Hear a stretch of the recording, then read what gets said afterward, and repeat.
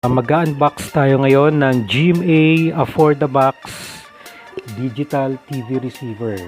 Malinaw na, affordable pa.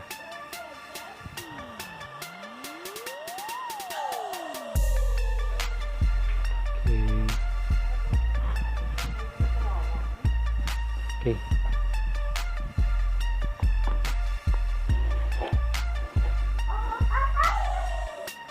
Buksan na natin.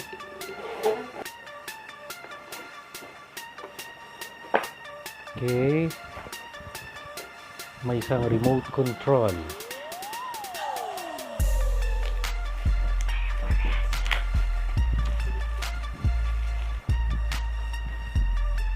Meron siyang digital indoor antenna.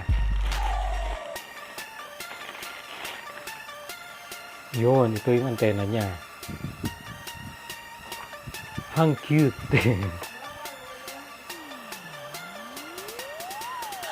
Yun. Dito yun.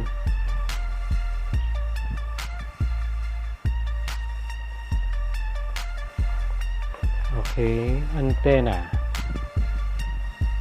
Yung RCA. Yung audio video cord. And the box. The digital box.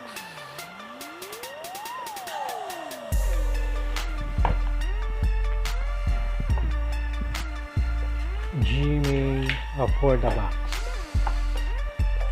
Meron siyang warranty card. Okay. Saka quick installation guide. User manual. Meron din pala siyang kasamang dalawang AAA battery para sa remote control.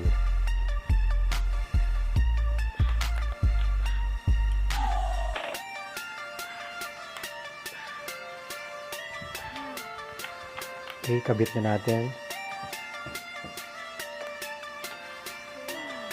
Ikabit ang RCA cable ng naayon sa mga kulay red, white, and yellow. Ang red and white is for the audio and yellow is for the video. So, ganyan siya. Tapos, kakabit natin yung antenna dito. Antenna sa may ant-in.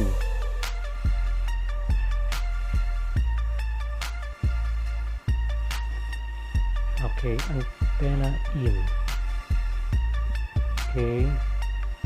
Pwede ka mag-HDMI kung meron. Coaxial cable. Kabit natin yung yellow. Then, red sa red. Ang white sa white.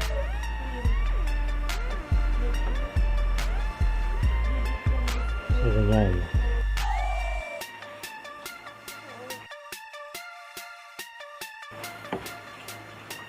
Installation guide. Ang city and municipality naka-default sa Caloocan. Baguhin nyo na lang.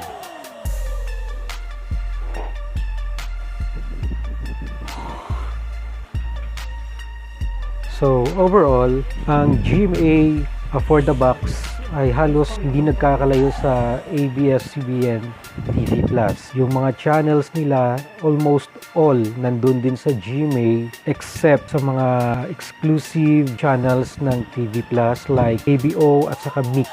At saka bawas na rin yung mga reserved channels na puro blank screen. Wala yan dun sa Affordabox. The GMA Affordabox is now available on GMA's official stores in Lazada and Shopee for a price of 888 pesos. There are reports circulating that the TV network will be launching dedicated channels for cartoons, anime, and action movies soon, as exclusive channels only available to the GMA Affordabox.